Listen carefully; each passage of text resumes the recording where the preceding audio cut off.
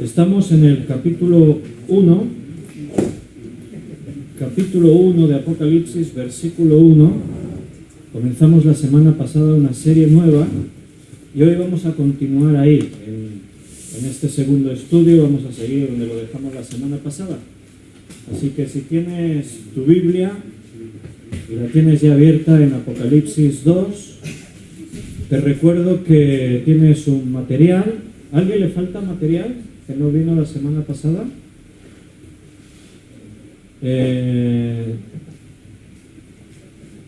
Creo que a alguien igual le falta, ¿no? ¿Todos tenéis? ¿Sí? Es que no sabe leer. Bueno, ella no tiene, pero le podemos dar uno, así va aprendiendo Sí. español. En el mueble que hay en el despacho, ahí están los materiales, si quieres traer uno, los que traje la semana pasada. Trae 2 o 3 por si llega alguien más que le falte. Te decía que ese material que tenemos está muy resumido, es un bosquejo de los estudios. La idea es que tú puedas tomar notas, que lo tomes como un estudio personal, de anotar, como si fueses un estudiante que te apuntaste en un seminario. Si quieres solo ir, pues puedes ir, o sea, no estás obligado, pero evidentemente si tú te lo tomas como algo muy más de esto. Noemí también le falta. A Noemí le falta, a Yalicatu también le falta. ¿Yalicatu? Yalicatu, sí. Jessie. A ver si nos ponemos de acuerdo, porque estoy yo aprendiéndome Yalicatu y ella me dice Jessica, ¿no? Bueno, cada uno que la llame como quiera.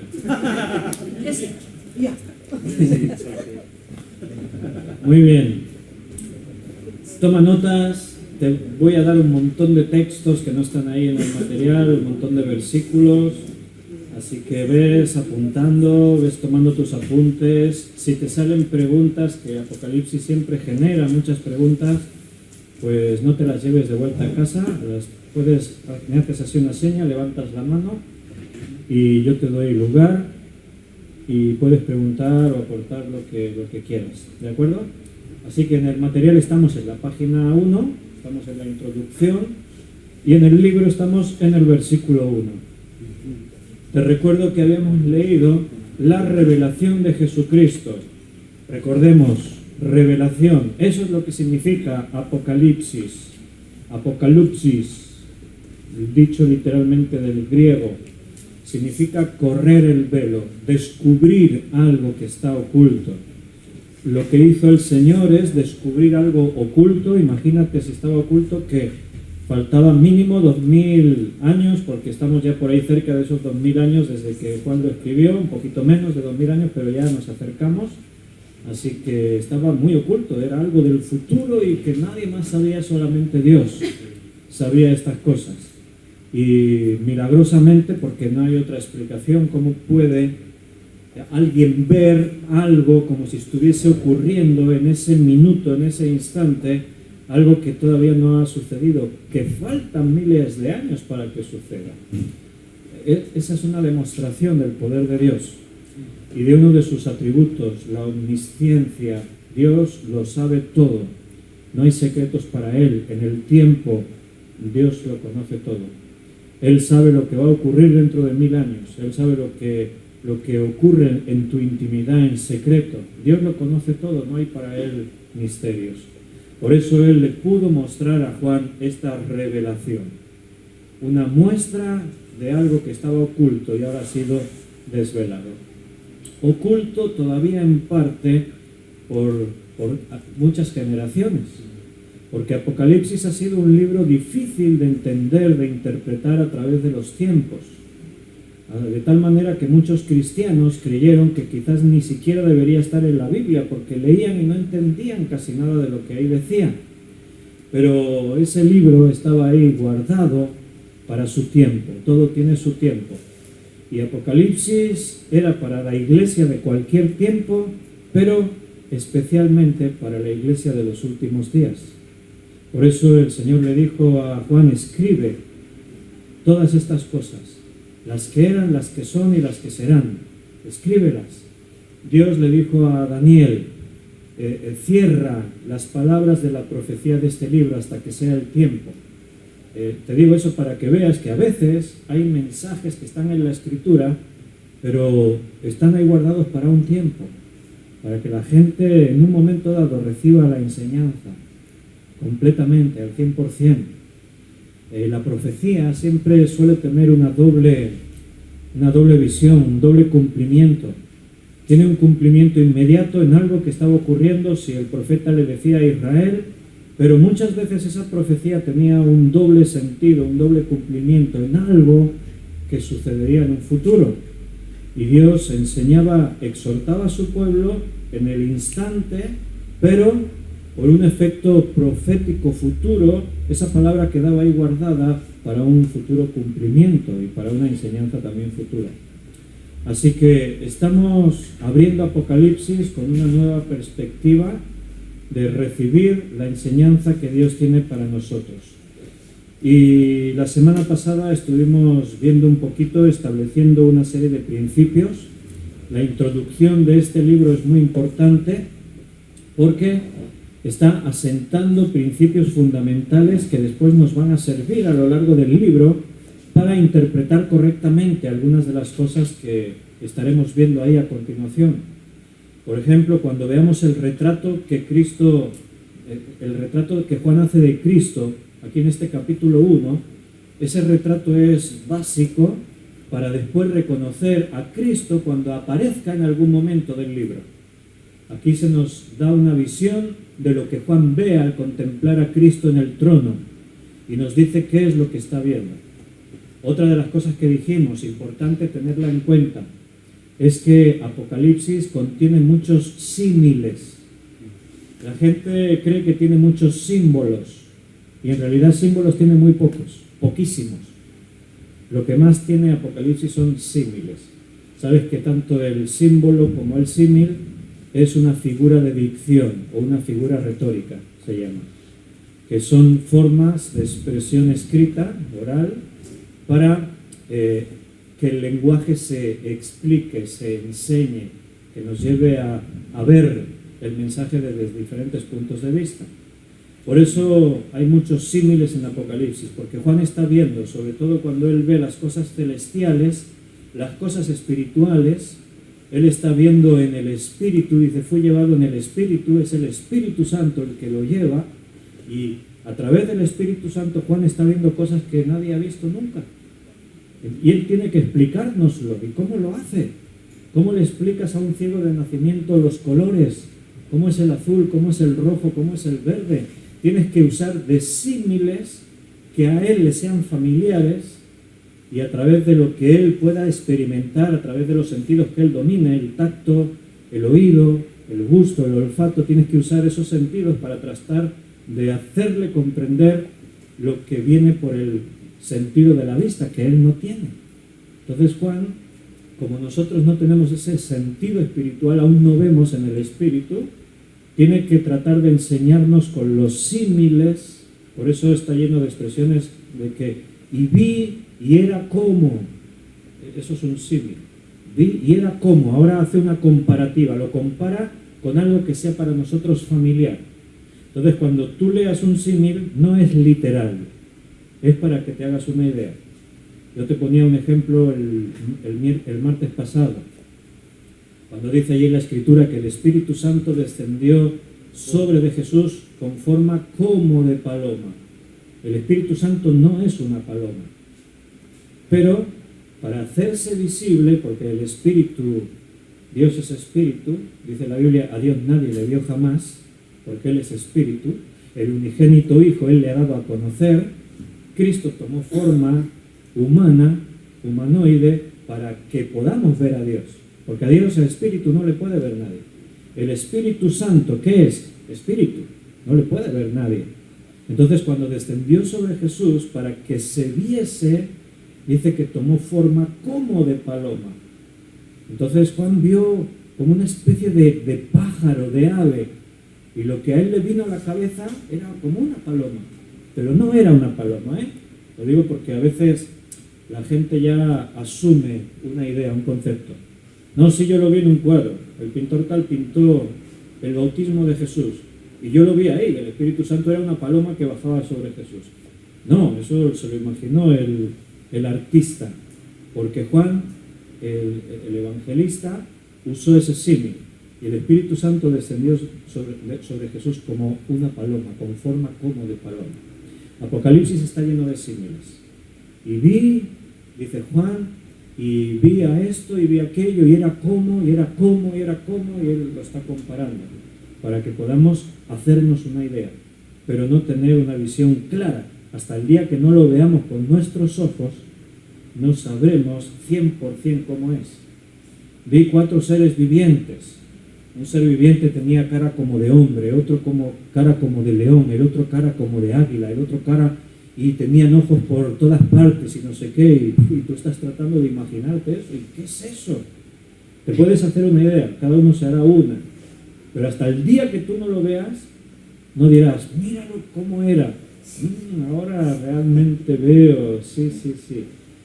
Es fácil de entender, ¿verdad? Dijimos que es un mensaje para la iglesia.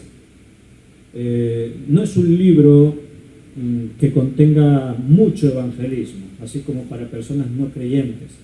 Es más un libro de discipulado, más un libro para los creyentes, para la iglesia, aunque hay textos que se usan para evangelizar, como Apocalipsis 3:20. Dice Jesús, he aquí yo estoy a la puerta y llamo. Si alguno oye mi voz y abre la puerta, entraré a él, cenaré con él y él conmigo. Y ese versículo se usa para evangelizar. Mira, Cristo está llamando a la puerta de tu corazón. Si le abres la puerta, él entrará en tu vida, tendrá comunión contigo. Pero en realidad esas palabras, ese mensaje van para una iglesia. La iglesia de Laodicea. Una iglesia, imagínate, tenía nombre de iglesia y habían dejado a Cristo fuera. ¿Te imaginas? Somos cristianos. ¿Y dónde está Cristo? No sé. Está fuera. Lo dejamos fuera. Entonces, ¿por qué te llamas cristiano? Bueno, pues porque te puedes llamar de muchas formas y hay gente religiosa que se llaman cristianos y después viven el cristianismo como les conviene, como les gusta. Hay iglesias a gusto del consumidor. Han cogido el evangelio y lo han transformado a gusto de la gente. Vamos a predicar que la gente esté contenta, que a la gente le guste la predicación, lo vamos a adornar todo con un espectáculo, todo muy atractivo, porque lo que buscamos es que la gente que venga se sientan bien y así cada vez haya más gente y tengamos una mega iglesia. Normalmente, bíblicamente, las cosas de Cristo no son mega. El lenguaje más bien son pocos. Y pocos son los que entran por la puerta estrecha. Y pocos son los que reciben el mensaje del evangelio. Pocos. Entonces, cuando tú ves una mega iglesia, míralo todo, cógelo con pinzas, porque a ver por dónde van estos, ¿no? No digo que en un momento dado no pueda haber un avivamiento, no pueda haber bajo una predicación auténtica conversiones de mucha gente, pero en comparación con los que se pierden, siempre son pocos los que se salvan. ¿Cuántos estamos aquí en esta tarde? ¿Nos hemos contado? A ver, 2, 4, 6, 8, 10, poco más de 20. ¿Cuántos habitantes tiene Valls? Casi 30.000. Somos poquísimos los que hoy decidimos, vamos a alabar a Dios, vamos a orar a Dios, vamos a estudiar su palabra. En comparación somos poquísimos. ¿Cuántos creyentes en la provincia de Tarragona? Sé que muchas iglesias el martes tienen reunión de oración o de estudio bíblico. ¿Cuántos habrá ahí ahora en este tiempo como nosotros estudiando, meditando su palabra? En comparación con todos los que no están, son muy pocos. Entonces, hermanos, hay señas que nos muestran que la iglesia no siempre está bien. Por eso hay libros como Apocalipsis, para advertir a la iglesia, para que la iglesia ponga su mirada en lo que está por venir, porque a veces vivimos como si fuésemos a estar siempre en este mundo, como si nuestro objetivo fuese el mundo, en esta tierra, entre nuestras cuatro paredes. A veces vivimos como si lo que tenemos que hacer tiene que ser aquí porque vamos a vivir para siempre. No, tenemos que mirar por fe la promesa, aquello que por fe creemos que vendrá. Y Apocalipsis nos habla de eso. Por eso es un libro para la iglesia, es un libro que nos estimula, es un libro que nos hace levantar nuestros ojos y mirar lo que es eterno. Así que ahí vamos a seguir adelante hasta que el Señor nos lleve. Ojalá tengamos ocasión de poder llegar al final del estudio, y qué bonito que la última clase estemos ahí, no sé si como la otra vez que estudiamos 80 clases, no sé, digo por decir ahora, estemos ahí en la clase 80 y cuando digamos amén, ven Señor Jesús pronto, de pronto seamos arrebatados todos y nos vayamos con Jesús en las nubes. Sería chulo, ¿no? Bueno, igual es en otro momento, ¿no? No creo que coincida la casualidad, pero bueno. ¿En qué año se escribió Apocalipsis?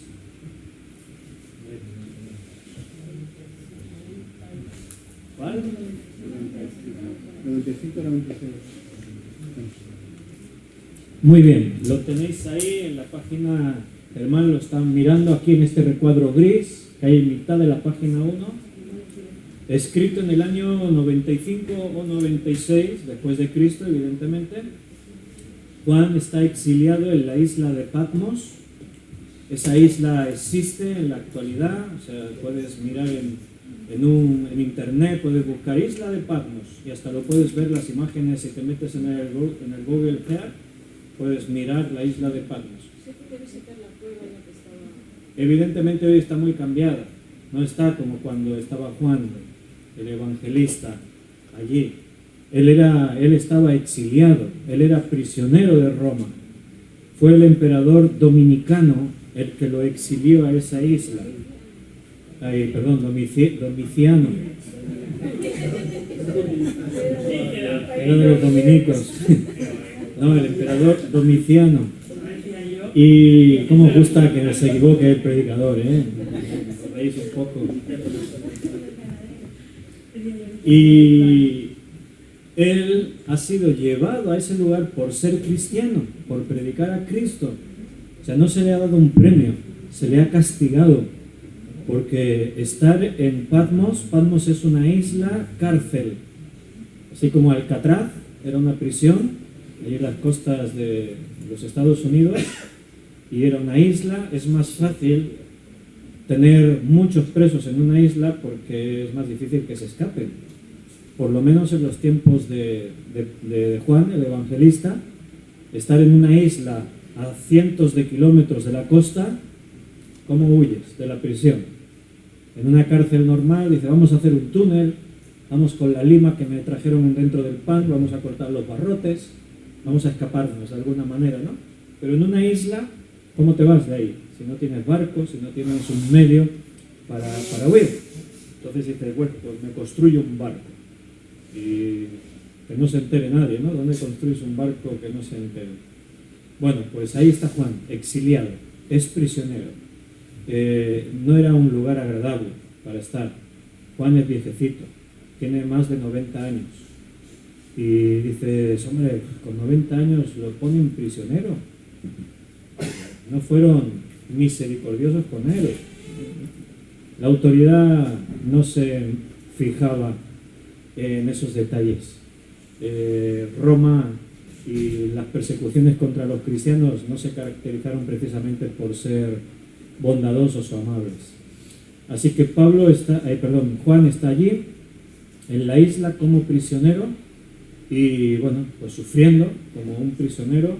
Los presos llegaban a esa isla con su ropa y su calzado y así 20 años después estaban así con lo mismo.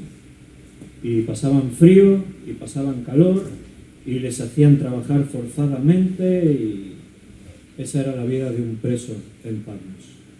Todo esto está sucediendo 20 años después de que Nerón incendiase Roma. Así dice la historia, que Roma fue incendiada, la ciudad, y Nerón culpó a los cristianos. Así incentivó más la persecución contra ellos.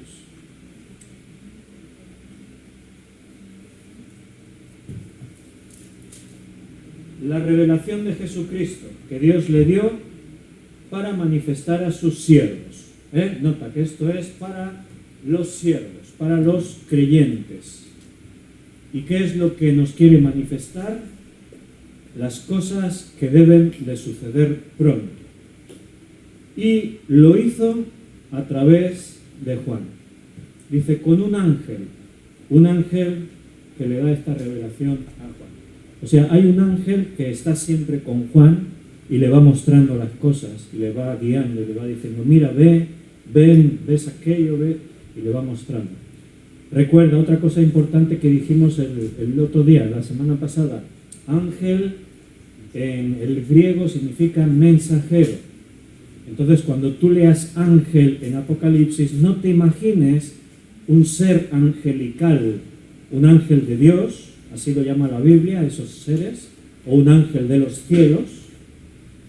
No pienses en un ángel de los cielos o en un ángel de Dios. Dice mensajero. Entonces parte de la base que un mensajero puede ser cualquiera.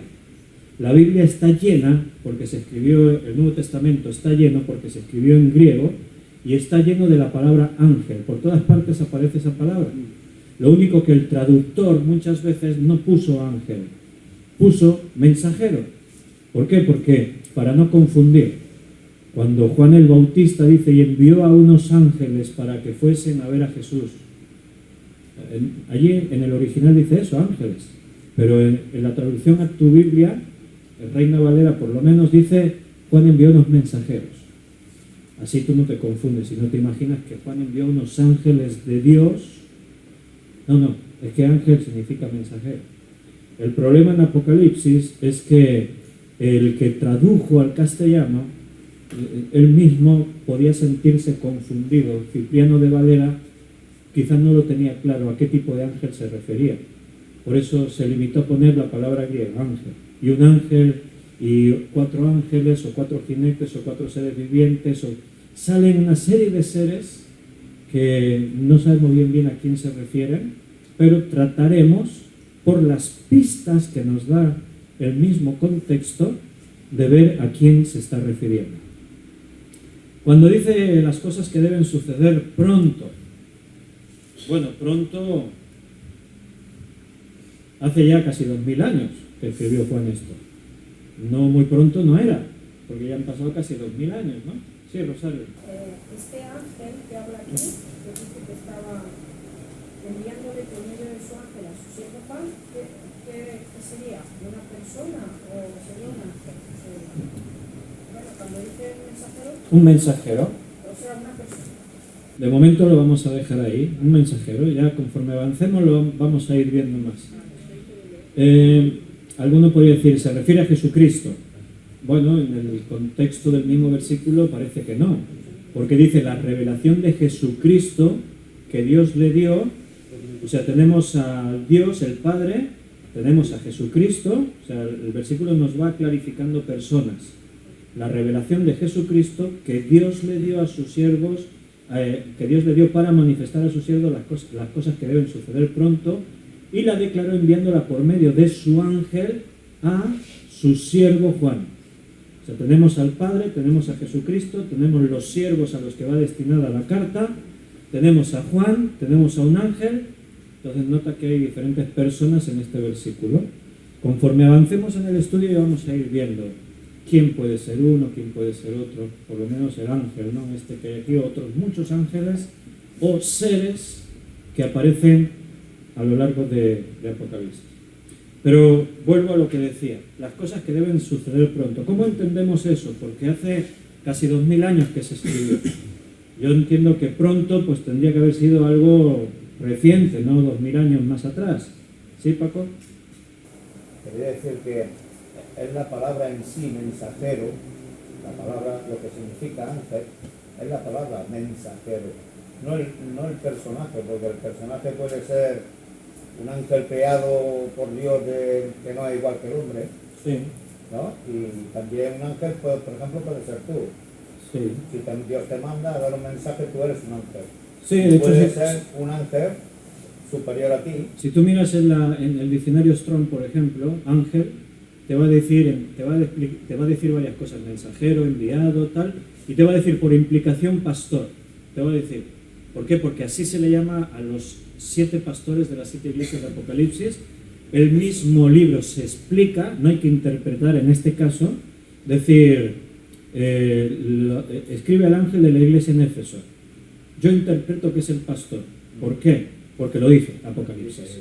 Dice, las 7 estrellas que están en la mano de Cristo, dice, son los 7 pastores, los 7 ángeles de las iglesias. Yo digo, Víctor, que cuando decimos la palabra ángel, lo primero que vemos es las alas blancas y la coronita. Por eso es lo que estamos diciendo, Ahí es donde que ahí tenemos que romper ese esquema mental, porque en griego ángel significa enviado, mensajero. Entonces yo Apocalipsis lo tengo que leer así, ¿vale? Y ya iremos clarificando un poquito, ya iremos viendo. Vuelvo a retomar, si tienen más preguntas. ¿Por qué dice las cosas que deben de suceder pronto, si ya pasaron casi 2000 años? En el capítulo 2, versículo 16, dice, por tanto arrepiéntete, pues si no vendré a ti pronto, y pelearé contra ellos con la espada de mi boca. En el versículo 11, pero ahora del capítulo 3, dice Jesús, he aquí, yo vengo pronto. Retén lo que tienes para que ninguno tome tu corona. Y aún si doy un salto más grande y me voy al capítulo 22, llegando al final del libro, ahora fíjate que aquí se repite varias veces. Versículo 7, he aquí, vengo pronto. Versículo 12, he aquí, yo vengo pronto. Versículo 20, ciertamente vengo en breve. ¿Notas? ¿Sabes lo que denota esta expresión, esta palabra? Denota urgencia. O sea, lo que el texto nos está haciendo ver es que esto, el creyente que leía esto en cualquier época, tenía que recibirlo como algo realmente urgente, como algo que va a suceder pronto. Dios vive en la eternidad. Dice la Escritura que un día para Dios son como 1000 años, y 1000 años para Él son como un día. Para nosotros el reloj cuenta, porque en el momento que tú naciste, en el momento que saliste de la barriguita de tu mamá, a partir de ese instante se puso en marcha el cronómetro de tu vida. A partir de ese instante, cada segundo que pasa, nunca más vuelve. Ahora estamos aquí juntos, el tiempo sigue corriendo, ¿verdad? O sea, todo este tiempo que estamos aquí no volverá jamás. Los minutos van pasando y lo que pasa es pasado. Nosotros tenemos el pasado, el presente y el futuro, así hablamos. El pasado ya no está bajo nuestro control, nuestro dominio. Ya ocurrió. Tú no puedes cambiar nada, absolutamente nada del pasado.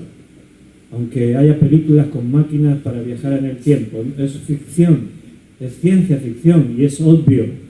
Porque si en algún momento se pudiese viajar en el tiempo, habría sido evidente desde los tiempos de Adán. Adán habría estado recibiendo visitas del futuro. En todos los tiempos hoy tendríamos aquí gente sentada del futuro diciendo, vamos a escuchar Apocalipsis, que no me lo quiero perder, que en su día me lo perdí. Viajo en el tiempo para escucharlo. Esta oportunidad es única. O estás aquí o ya te lo perdiste. El tiempo pasa y no vuelve. Lo que tienes es el presente, pero el presente es efímero. Porque dices, este es el segundo, no, este ya se pasó, este también se pasó, este también pasó. El tiempo no se detiene, cuenta. Entonces pensamos en el futuro y el futuro se va acercando, pero Dios no vive así. Tú y yo un día tampoco viviremos así. En la eternidad te da igual el segundo. No me importa que pase una hora, ni 10, ni un día, ni 20 días. Me da igual, tengo todos los días del mundo. El tiempo es nuestro. La eternidad no cuenta. Nos es difícil asimilar ese concepto porque tu mente está diseñada para este espacio-tiempo. Nosotros no concebimos la eternidad, no la asimilamos, no entendemos.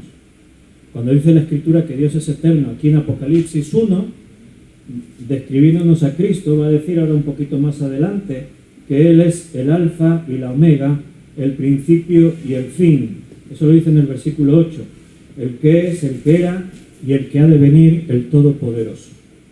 Entonces, yo no puedo entender algo que no tiene principio. Para mí, todo tiene un principio, todo.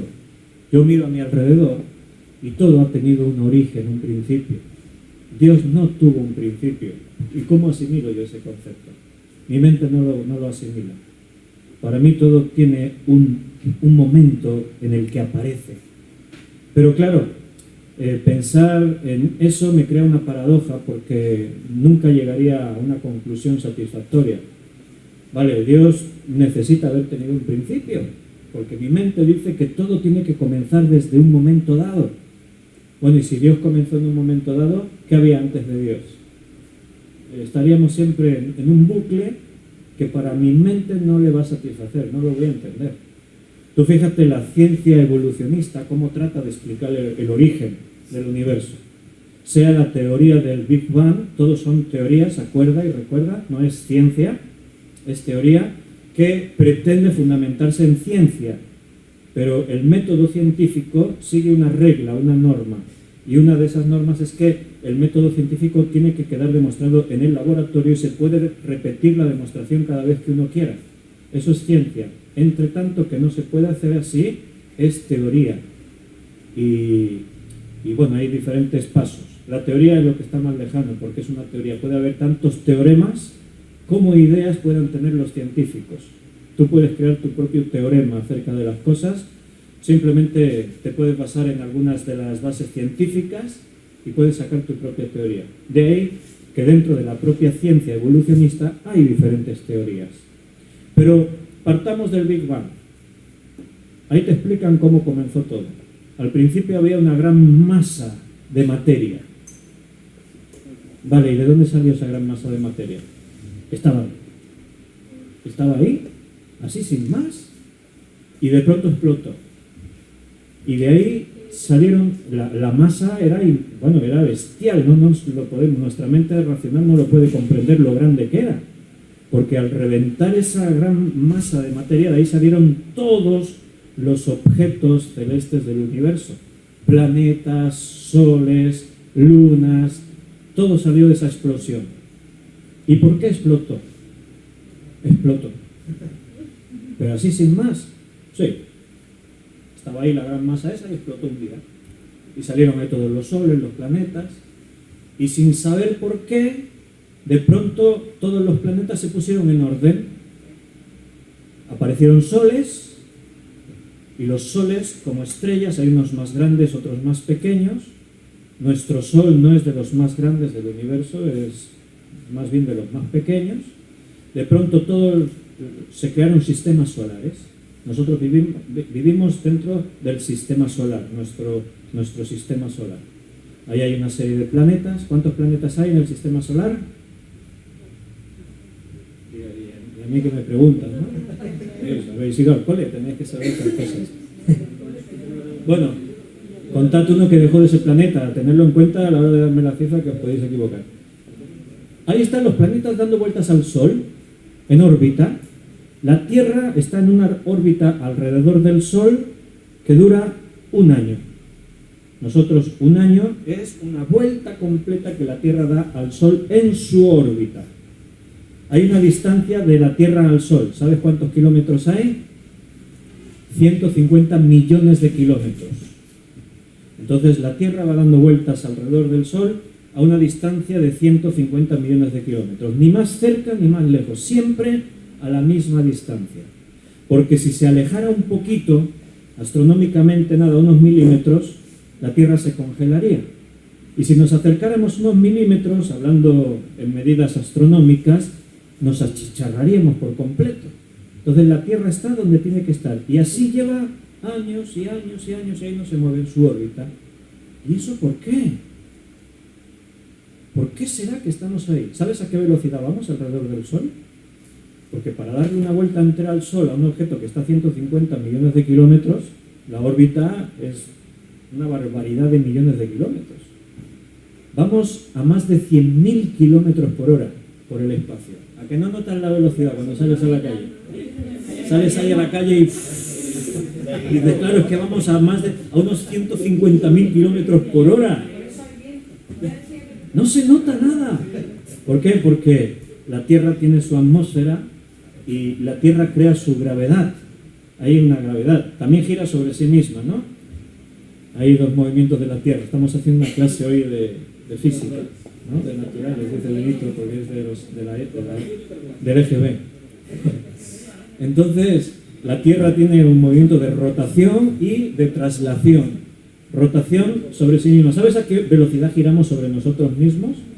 Porque la Tierra tiene más o menos, la circunferencia son unos 40.000 kilómetros, ¿no?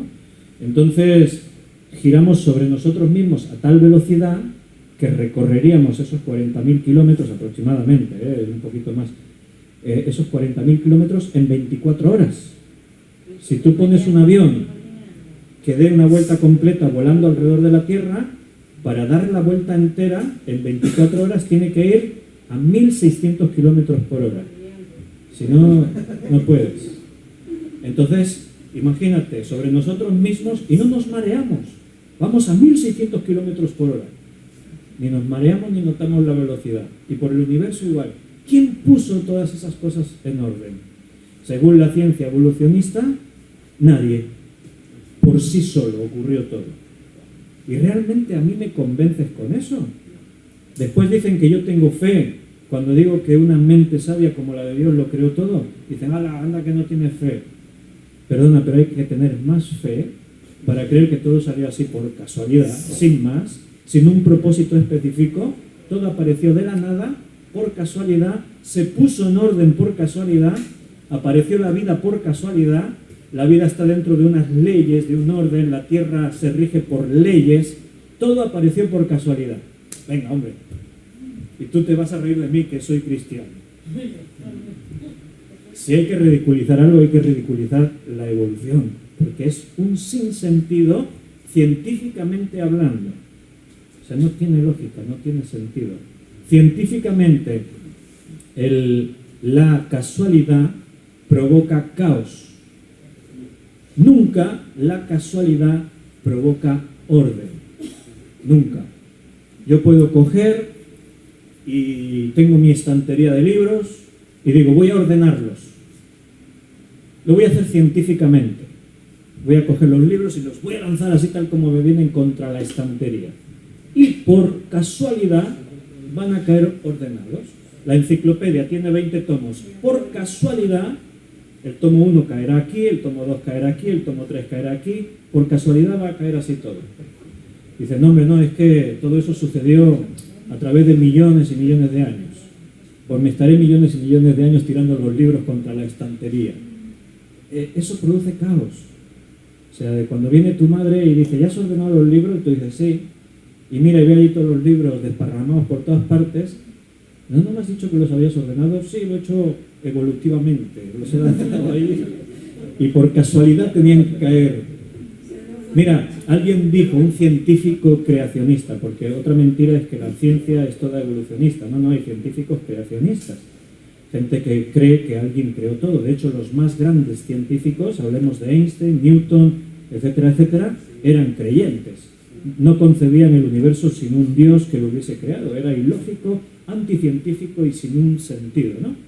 Entonces, un científico creacionista, hablando de probabilidades, porque estamos hablando de casualidad, pero la casualidad dentro de un orden de probabilidades, y eso sí es ciencia. Si tú de pronto coges una moneda y la tiras, ¿y por qué casualidad cae de canto y se queda de pie de canto? Dices, ¡qué casualidad! Que se ha quedado de canto, eso no suele pasar muchas veces. Dices, voy a tirarla una segunda vez, a ver si se cae de canto otra vez. ¿Cuántas posibilidades hay de que eso ocurra? Una barbaridad. O sea, sería algo, pero la ciencia lo contempla. A eso se le llama casualidad. Que dos cosas ocurran en un espacio breve de tiempo de la misma manera, a eso la ciencia le llama casualidad. Puede ser. Lo tiras y por casualidad ocurre.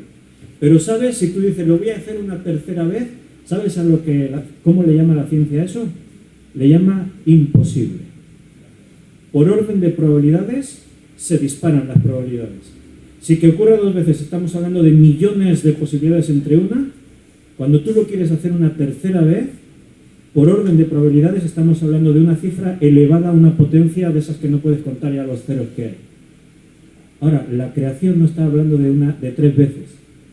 La creación estamos hablando de millones de veces por orden de probabilidades. Por eso un científico, para que nos hagamos una idea, dijo, eso es como coger un libro voluminoso como el Quijote.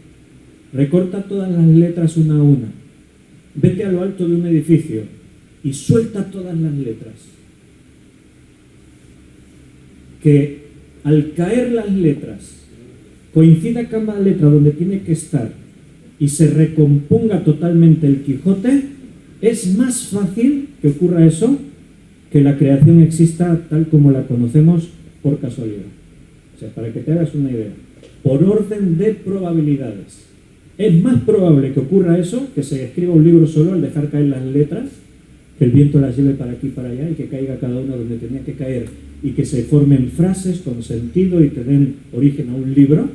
Eso es más fácil por orden de probabilidades que la naturaleza exista tal como es, con las leyes que la establecen para hacer posible la vida. Tú sabes, ¿no?, que tú, ahí donde estás sentado, estás compuesto por trillones de células, ¿verdad? ¿Lo sabes? Cuando te formaste en el vientre de tu mamá, cada uno de esos trillones de células fueron al lugar que tenían que ir. La genética estaba ahí todo controlando. Esa palabra tan rara, el ácido desoxirribonucleico, todo estaba ahí en acción.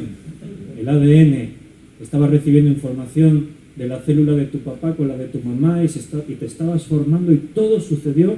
Nadie se sorprende cuando el bebé nace y los papás lo cogen por primera vez y lo miran y dicen, anda, si tiene la nariz en su sitio y las orejas también. Nadie se sorprende. ¿Por qué? Porque siempre ocurre así.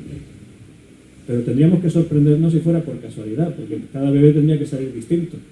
Por casualidad cada célula fue a parar, vete a saber dónde. Pero hay una ley, la ley de la genética. ¿Y quién estableció esa ley? ¿Por qué se mueven los planetas en el espacio? Por casualidad. Pues es anticientífico. Porque una de las leyes de la termodinámica dice que todo objeto que está en movimiento se mueve porque una fuerza lo puso en movimiento. Las cosas no se mueven por sí solas. Según la ciencia, ¿eh?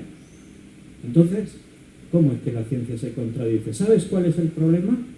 Tenemos que negar a Dios por todos los medios. Hay una batalla por la mente de nuestros hijos en los colegios. El diablo quiere ganarla para que los niños crean que la creación no depende de Dios, surgió de la nada. Así dejamos a Dios fuera de la ecuación y no tenemos que considerar toda la moral, todas las enseñanzas de Dios, todos sus mandamientos. Así podemos decir, vive como quieras, haz lo que quieras, no le tienes que dar cuentas a un Dios. Nadie creó esto salió por sí solo. El problema es que, claro, los niños se lo creen. Porque si yo soy un niño y veo a mi profesor, un tipo serio, que estudió, que sabe mucho, y me lo enseña, pues yo me lo creo. Digo, pues será así, como me lo dicen ellos.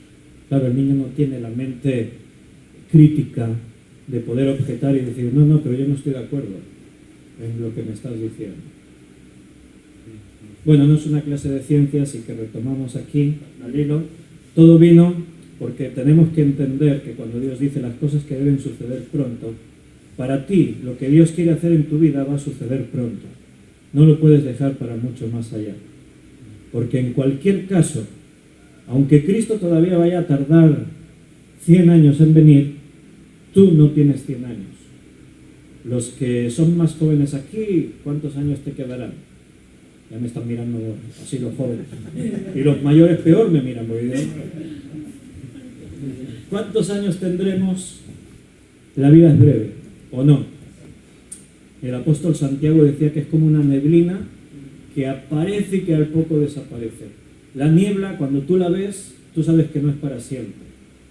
La niebla, antes o después, calentará el sol, se disipará, desaparecerá. Así es la vida, dice Santiago. Entonces, en nuestra vida es breve. Cuando tú leas la palabra de Dios, léela con ese concepto. Las cosas que ahí dice van a suceder pronto, por lo menos para mí.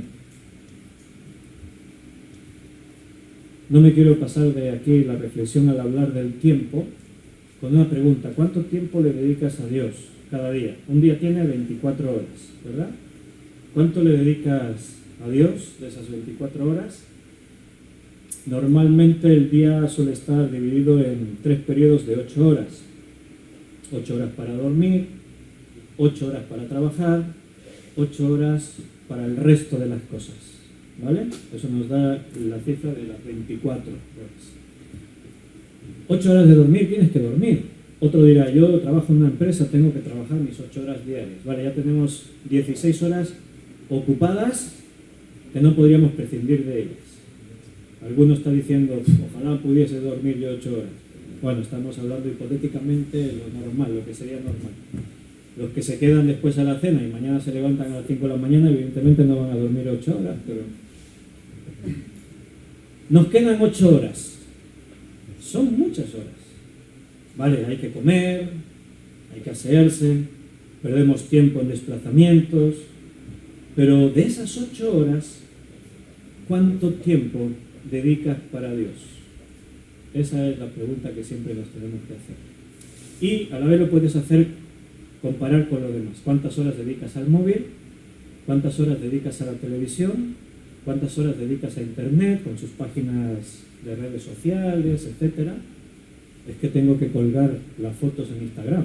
Algunos, si no cuelgan las fotos que hicieron durante el día en Instagram, ya no pueden dormir esas 8 horas tranquilos. Tienen que poner las fotos del día en Instagram. Yo todavía no tengo Instagram. Igual cualquier día al final me meto, porque de vez en cuando ahí, cuando abro el Facebook, me sale un anuncio que dice: tienes 80 y tantos de tus amigos tienen Instagram. Yo digo, y yo no tengo todavía. Y ya me pongo de los nervios. Digo, tendré que sacarme un Instagram rápido. No sé si se dice así, sacarme un Instagram, pero bueno. Tendré que hacerme un Instagram de esos para ver las fotos de todos mis amigos. Hombre, tiene su morbo ahí para chafardear, a ver qué hacen. A ver qué han puesto hoy, a ver qué fotos han puesto hoy, ¿no? Pero bueno. Al final sucumbí y me saqué un Facebook. Lo reconozco. Hace 1 año y unos meses que tengo Facebook. Aguanté mucho sin Facebook, pero al final me lo tuve que hacer. Porque todo el mundo me decía, oye, dame tu Facebook. Y yo decía, no tengo. Me miraban así, raro. ¿Eres pastor y no tienes Facebook? Pues no tengo. Me daba hasta vergüenza, no tengo Facebook. Me tendré que sacar uno. Bueno, al final me saqué. Bueno, es una herramienta, hay que reconocerlo. Así estamos en contacto, podemos utilizarlo para cosas de la iglesia, para anunciar, para promover la predicación de la palabra, etcétera, etcétera. Hay que ver lo positivo de todo eso, ¿no? ¿Qué? ¿Pedro tendría Facebook? Yo creo que tendrían todos esos hombres, pero serían sabios a la hora de usarlo. Una cosa no quita la otra, ¿no? Hay que ser sabios. El problema es que no hay muchos sabios, ese es el problema, ¿no? No somos muchos sabios. Tu trabajo en Cristo tiene recompensa, así lo dice la palabra de Dios. Por eso a veces invertimos demasiado en las cosas vanas del mundo, invertimos muy poco en las cosas que son eternas, las que son de Dios. Anótate 2 versículos si quieres. Uno está en Mateo 10:42. Mateo 10:42.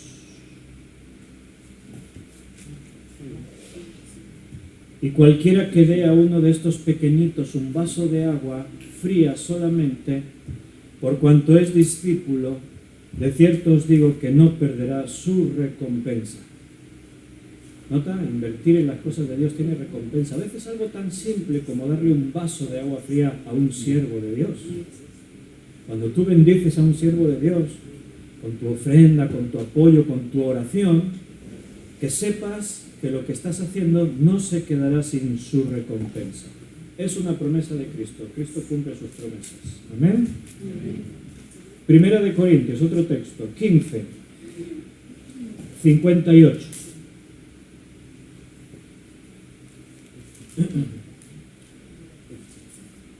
Primera de Corintios 15:58.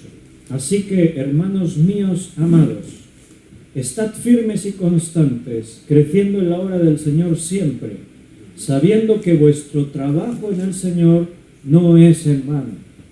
Todo lo que haces en Dios nunca queda en saco roto, nunca queda en vacío, siempre trae frutos, siempre tiene recompensa. Entonces, esta breve reflexión acerca del tiempo, no te canses de invertir en tu tiempo en las cosas de Dios. No le des a Dios lo que te sobra, porque te sobrará muy poco, por lo tanto le darás muy poco. Hoy habéis escogido la mejor parte. Seguramente habrá unas cuantas Martas hoy que estarán afanadas en sus quehaceres, pero hoy todos vosotros sois como María, sentados a los pies de Jesús, habiendo escogido la mejor parte. Necesitamos invertir en las cosas de Dios, más de lo que lo hacemos. ¿Amén? Hay un orden de Dios en la historia. Pese a que Dios vive en el universo, en la eternidad, Dios está fuera del reloj, pero por otra parte, Dios puso cosas en orden. Las cosas tuvieron un orden. En la creación, cuando Dios creó las cosas, eso está relatado en el Génesis, quiero que notes que Dios puso las cosas en orden, una después de otra. Para nosotros eso es el tiempo. ¿Cómo lo concibe Dios? De distintas formas, seguro. Pero quiero que os quedéis también con esa sensación de que decir Dios vive en la eternidad, 1000 años para Él son un día son para Él 1000 años, no quiere decir que todo ocurre así, sin orden, sin sentido, no. Dentro de la eternidad Dios tiene su orden. En el primer día creó Dios los cielos y la tierra. Y la tierra estaba desordenada y vacía. Por tanto dijo Dios, sea la luz, y fue la luz. Y así la Biblia verás que te describe el orden de la creación. En ese instante el tiempo no contaba, porque Dios lo estaba creando todo, pero ahí habla de días. En el primer día creó Dios, en el segundo día creó Dios. Es obvio que no está hablando de días de 24 horas. Está hablando de un tiempo determinado para cada creación. Si se aplica el principio de que para Dios un día son como 1000 años, pues a lo mejor fueron 7000 años los que tardó Dios en la creación, yo qué sé. A veces cuando la ciencia te dice, no, es que las huellas geológicas muestran que la Tierra tiene no sé cuántos cientos de millones de años. Bueno, en principio no es incompatible con la Biblia eso. Porque la Biblia habla de la creación 7 días, pero no, sabemos que no son 7 días de reloj, 24 horas cada día, no. ¿Cuánto tiempo se tomó Dios? Lo que yo sé es que Dios no tiene prisa.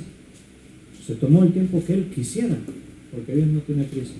Ahora, sí que hay una cronología a partir de que el hombre peca. A partir de que el hombre peca se pone en marcha el reloj. Ahí sí hay una cronología. Así que no me hables de que el hombre de Cromañón tiene 3 millones de años. No, ahí no nos pondremos de acuerdo. El registro fósil, el registro evolutivo, no hay base científica para eso. Es que encontremos unos huesos y la datación por carbono 14, según los científicos creacionistas, no es viable una datación objetiva por carbono 14 si en medio ocurrió un cataclismo como el diluvio. Ahí se trastornó todo. Las cifras de la datación por carbono 14 te van a salir como a ella le parezca, o sea, va a estar todo patas para arriba.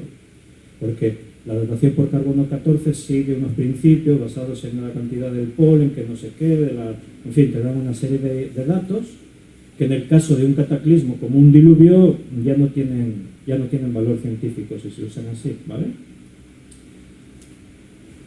Cuando Daniel escribe su libro, hay mucho de Daniel en Apocalipsis, mucho de Apocalipsis con Daniel. Cuando Daniel escribió hace 2600 años, si el Apocalipsis está escrito casi unos 2000 años, pues nota que desde Daniel a Apocalipsis a cuando Juan escribe Apocalipsis pasaron unos 600 y pico de años, ¿vale? En todo ese tiempo los gobiernos cambiaron, se sucedieron, se transformaron, pero Dios siempre tuvo el control de todas las cosas que estaban ocurriendo. Por eso Dios a Daniel le dio una visión de los imperios que iban a venir desde el momento en el que él escribe, y está el imperio babilónico. Vamos a tomarnos unos minutos para ver acerca de esa visión que Daniel tuvo, porque esto tiene relación con Apocalipsis. Y antes de poder avanzar más en Apocalipsis, tenemos que contemplar algunas de estas cosas. Así que nos vamos a Daniel, capítulo 2.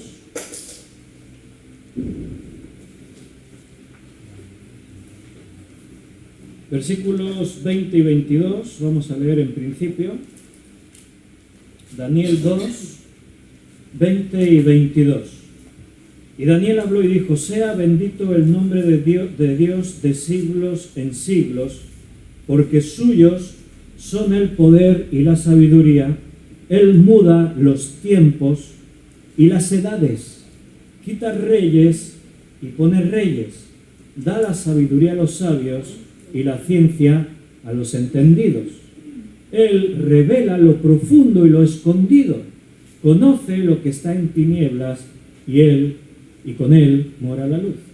Entonces quiero que notes este primer texto. Dios controla el tiempo. Todo lo que está ocurriendo está bajo el control de Dios. No creas que vivimos a la suerte de la humanidad. El que no cree en Dios lo contempla así. Pero cuando tú conoces lo que dice la Biblia, te das cuenta que todo está controlado y medido por Dios. Todo tiene su tiempo. Los gobiernos, todo, como dice aquí Daniel. Ahora da un saltito en el texto y nos vamos hasta el versículo 29. Entiende que aquí acaba de comenzar el cautiverio babilónico. Israel ha sido invadido por Babilonia y Daniel, junto con otros miles de jóvenes, decenas, centenas de miles de jóvenes, principalmente, han sido deportados, han sido llevados cautivos a Babilonia. Babilonia en la actualidad no lo encontrarás en el mapa por ese nombre, porque hoy en día pone Irak en los mapas. Hoy es Irak. Entonces la ubicación geográfica era Babilonia. Entonces ha comenzado el cautiverio babilónico y en medio de esa situación Daniel es uno de los deportados. Ha sido llevado al palacio de Nabucodonosor. Han escogido a los más sabios, a los jóvenes, los han esterilizado, los han convertido en eunucos. Así se quitan problemas de su cabeza y se concentran en las artes y las ciencias para las que Nabucodonosor los quiere utilizar. Así que Daniel está esterilizado, lo han castrado, como se dice así vulgarmente, lo han convertido en eunuco. Y ahora Nabucodonosor tiene un sueño que lo perturba. Sueña algo y es un sueño de esos que te despiertas por la mañana y dices: he soñado algo raro, pero esto tiene que significar algo. Y no me acuerdo bien lo que he soñado. Recuerdo unas partes del sueño, pero no me acuerdo de todo, y Nabucodonosor perturbado, ahí pensando, y llama a todos sus sabios, sus magos, sus astrólogos, sus hechiceros, y les dice: he tenido un sueño y no sé lo que significa. Vosotros os sois mis magos, para eso os pago. Así que, para comprobar yo que realmente me vais a decir la verdad, primero me vais a revelar el sueño que he tenido, sin que yo os diga nada. Si eres un adivino, es así, ¿no? O sea, si tú tienes poderes de adivinar el futuro y de saber lo oculto, pues demuéstralo. Para empezar me tienes que decir lo que he soñado, yo no te voy a decir nada. Así me quito. Nabucodonosor se cura en salud, porque es muy fácil que yo soy el adivino de Nabucodonosor y vengo y digo: ¿qué has soñado? Pues he soñado con una estatua. Ah, sí, la estatua significa, y ya me invento lo demás. No, si realmente tienes una revelación, revélamelo todo, también lo que soñé, sin que yo te diga nada. Nadie pudo. Obviamente no había ni un solo sabio, ni un solo adivino en toda la corte, que había muchos. Nadie sabía. Estaban ahí todos, echaban humo, nadie sabía. Pero había un hombre que sí sabía, Daniel. Versículo 29, capítulo 2 estamos, de Daniel. Versículo 29. Ahí llega Daniel y le dice: estando tú, oh rey, en tu cama, te vinieron pensamientos por saber lo que había de ser en lo porvenir. Y el que revela los misterios, o sea, nota que Daniel en ningún momento se pone él como el centro del... Sí, yo lo sé. No, Dios es el que lo sabe. El que revela los misterios te mostró lo que ha de ser. O sea, Nabucodonosor tuvo una revelación de algo que va a ocurrir en el futuro y que él no sabía. Y ahora dice Daniel, y a mí me ha sido revelado este misterio, no porque en mí haya más sabiduría que en todos los vivientes, yo no soy mejor que nadie, es por la misericordia de Dios, sino para que se dé a conocer al rey la interpretación y para que entiendas los pensamientos de tu corazón. Ahí te va. Tú, oh rey, veías, y aquí una gran imagen. Esta imagen, que era muy grande y cuya gloria era muy sublime, estaba de pie delante de ti. Su aspecto era terrible. La cabeza de esta imagen era de oro fino, su pecho y sus brazos de plata, su vientre y sus muslos de bronce, y sus piernas de hierro, sus pies en parte de hierro y en parte de barro cocido. Y estabas mirando hasta que una piedra fue cortada, no con mano de hombre, e hirió a la imagen en sus pies de hierro y de barro cocido, y los desmenuzó. Entonces fueron desmenuzados también el hierro, el barro cocido, el bronce, la plata, el oro, y fueron como tamo en las eras del verano, y se los llevó el viento sin que de ellos quedara rastro alguno. Mas la piedra que hirió a la imagen fue hecha de un gran monte que llenó toda la tierra. Este es el sueño, también la interpretación de él diremos en presencia del rey. A esas alturas Nabucodonosor estaba ya así, con los ojos y la boca abiertos, tenía toda la atención captada de Daniel, porque lo que Daniel le estaba diciendo era exactamente lo que él había soñado. ¿Cómo puede saber Daniel eso? Ningún otro lo supo. Daniel se lo ha dicho, Dios me lo ha revelado. El que controla el tiempo, los misterios, me lo reveló. Y ahí está.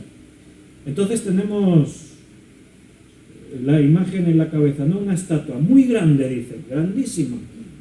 Su cabeza es de oro, brazos y pecho de plata, vientre y muslos de bronce, piernas de hierro y pies, hierro y barro mezclado.